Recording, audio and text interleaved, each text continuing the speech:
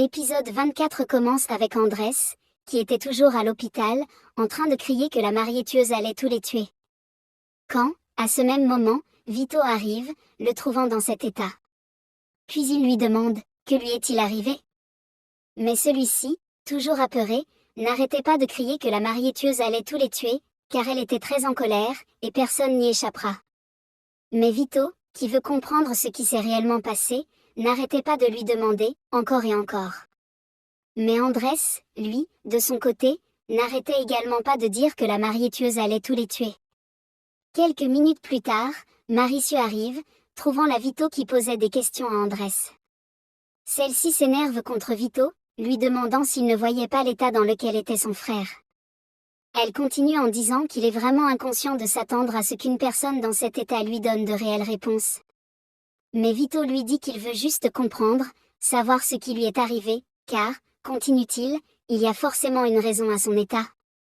Mais Mauricio lui dit, pourquoi c'est aujourd'hui qu'il s'intéresse à ça, alors que quand c'était le moment, il n'était pas présent.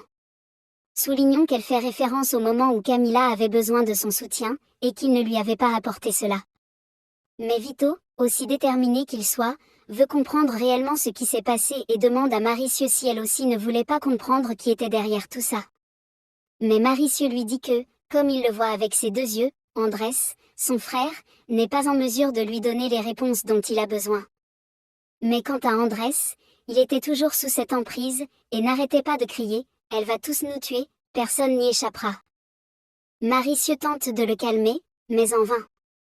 De l'autre côté, Luna, qui était à l'île d'Ini avec les parents d'Elias, en compagnie d'Elias lui-même, disait à Elias que lors de la cérémonie du bal masqué, il sera son cavalier. Mais celui-ci lui dit qu'il ne pourra être son cavalier, car il sera là-bas juste pour livrer ses fleurs et rien de plus. Mais celle-ci lui dit de ne pas s'inquiéter, car elle a réussi à avoir une place pour lui en tant que cavalier. Puis elle lui demande de la protéger, car le village était en danger depuis l'arrivée d'Emma. Mais Andrés leur dit que, s'ils avaient juste vu la bataille, Emma était inquiète de l'état d'Andrés. Il ne dirait pas la même chose, car son père disait que Vito lui avait dit qu'il pense qu'Emma est derrière l'état d'Andrés.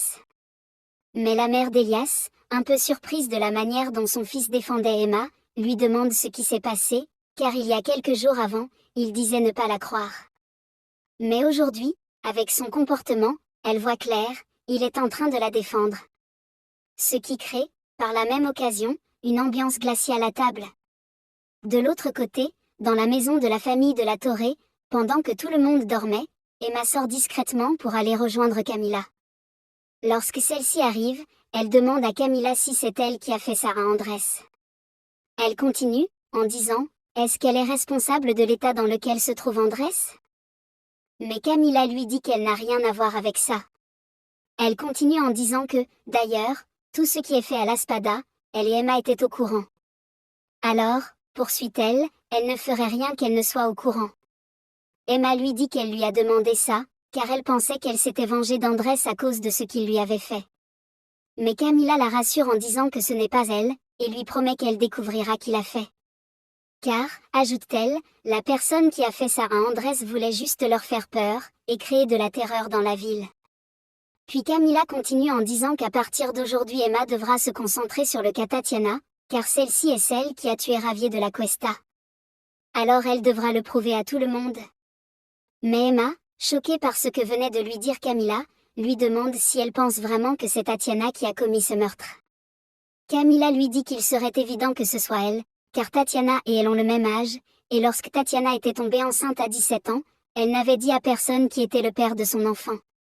Camila lui dit qu'il se pourrait que ce soit Tatiana qui ait tué Javier, car lorsqu'elle était tombée enceinte à 17 ans, elle n'avait pas dit qui était le père. Et, continue-t-elle, les gens soupçonnaient que Tatiana sortait avec Javier, déjà qu'il avait trop la cote auprès des femmes à cette époque. Emma, un peu perplexe par tout ça, lui demande si Tatiana s'est vengée de Javier et l'a accusée, elle, pour son meurtre. Camila lui dit que c'est possible, c'est pourquoi elle voudrait trouver qui est derrière le meurtre de Javier de la Cuesta, et qui lui a fait payer tout ça. Mais pour Emma, qui a eu le temps de traîner un peu avec Tatiana, c'est le choc total. Elle se dit que Tatiana était jalouse d'elle, Camila, et qu'avec le temps passé avec elle, elle ne trouve pas que c'est une mauvaise personne, juste qu'elle est un peu impolie, désinvolte, mais elle la trouve bien. Mais cela énerve Camilla plus que tout. Elle se met à crier sur Emma, lui disant à quoi elle joue. Car elle lui a déjà dit, avant de venir à la Spada, de ne s'attacher à personne, et surtout de ne faire confiance à personne. Camilla continue, toujours très énervée, en disant qu'elle, au lieu de réfléchir à comment elle pourrait utiliser ça à leur avantage, elle préfère être dévastée par l'état d'Andrés, qui, lui, continue-t-elle, ne l'a jamais aimée, et pousse toute la ville à la détester. Mais Emma, avec une voix douce, lui dit qu'elle avait juste peur qu'à cause de lui, on continue à nouveau à l'attaquer, et à croire qu'elle est derrière tout ça. Et Camilla, très déterminée, lui dit de suivre uniquement leur plan, et de ne pas les bafouer avec ses sentiments et son attachement. Puis elle lui demande ce qu'Andrés disait. Celle-ci lui dit qu'elle ne sait pas pourquoi il répète la même chose, en disant qu'il a vu une femme flotter dans les airs, en robe de mariée, et que c'est la mariée tueuse, et qu'elle va tous les tuer un à un. De l'autre côté, pendant que Vito dormait avec sa femme, celui-ci se met à faire un songe, dans lequel il était dans une forêt, en train de chercher une trace, une piste. Très agité dans son sommeil, Vito se réveille en sursaut.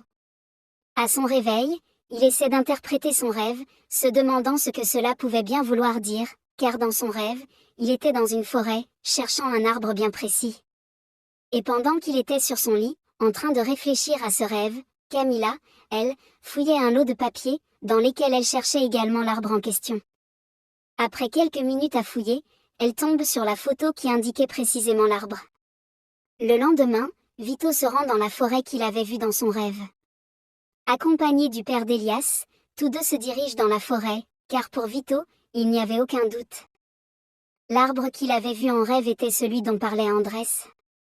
Andrés disait que sur cet arbre flottait une femme en robe de mariée, et que c'était elle, la mariée tueuse, qui était là pour tous les tuer. Puis tous deux font le chemin dans la forêt, à la recherche de ce fameux arbre.